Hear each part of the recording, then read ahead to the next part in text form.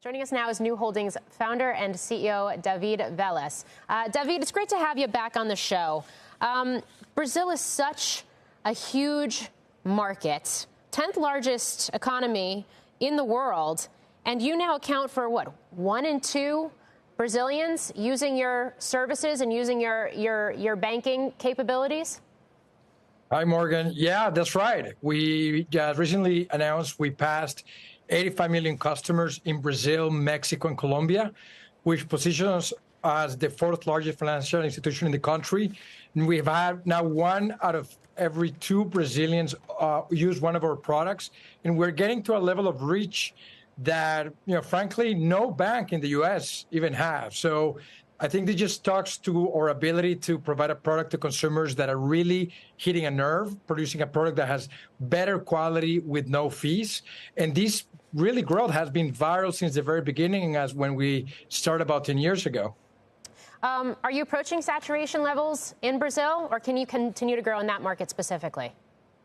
No, we think there's still a lot to grow. So Brazil has gone through a huge amount of digitalization. There is a new payment infrastructure that has about 3 years called Pix that is digitalizing the economy. You're finally seeing the end of cash in a big economy like Brazil.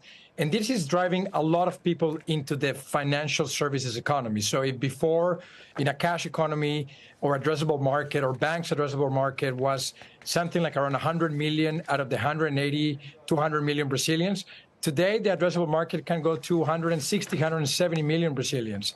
And we have 80 million. So we see a pretty significant opportunity to continue growing the customer base.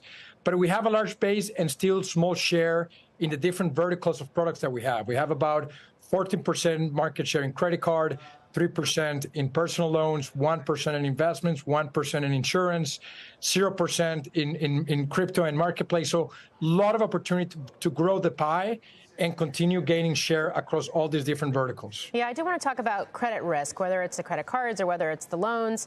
How are you managing that right now, especially when it looks like delinquent loans, the share of 90-day plus delinquent loans in your portfolio reached record highs in the second quarter? Sure. So it's definitely the past 12, 18 months in the Brazilian economy, the entire delinquencies of the system have gone up, coming from a very bottom post-COVID when you saw the lowest delinquencies in the system in a very long time. We've been able to navigate that environment fairly well, extremely well, where we continue to grow within our consumer base, but we get to cherry pick the type of customers that we want to give credit to. Remember, we have 80 million customers in Brazil, but only about 10 million of them have access to personal loans.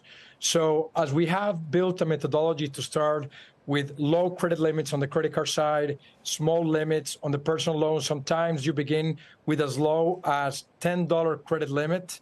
We wait 15, 30 days to see if the customer pay. We use a lot of behavioral information, a lot of different data sources, and we can grow with that customer and provide higher limits as we get to know that customer better. So the ability to work with such a large consumer base and cherry pick the best type of customers allows us to continue growing in an environment where the entire economy's delinquency have gone up.